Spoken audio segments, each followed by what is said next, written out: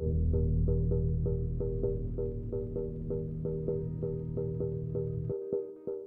actually quite a late starter. I'm 28 right now, so I started breaking when I was 20. When I first learned the move, it's like, oh, this would be pretty cool if I go to a party and get some girls and whatever doing some of these moves.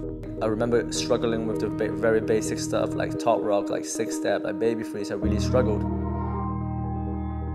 And it was not until 1 or 2 years later that something happened in my personal life that got me really down and depressed. And I wanted to throw my energy into something that can make me put my minds off things. Just wanted to forget about this unhappiness in my life. Because of that, it got me so attached to the culture. It made me want to learn more. I want to meet more people. I want to find out the history of the dance. What I learned myself is try to travel, try and get out of your city, leave your country, try and be uncomfortable, try and challenge yourself. You might lose a battle or you might get smoked or whatever in the battle, but in time you'll come back, you'll realize, you know what, that trip was worth it because you learn so much more than just a dance. You learn about a new culture, you build with other people, you connect with dancers from all over the world just because you are going out there to see the bigger world. All of us live in one place, but the world is such a big place. You have to live your little city, your little country, leave your house, leave your comfort, just to be able to experience that. I'm grateful for all these experiences that I had for me to be exposed to this beautiful culture.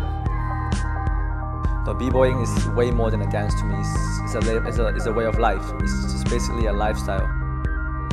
Everything about my life now is about breaking. It's about b-boying. Like the music I listen to, the clothes I wear, the way I walk, the way I talk, like the places I go, it's all because of b-boying. People tell me when they play an instrument or when they sing, they feel really free.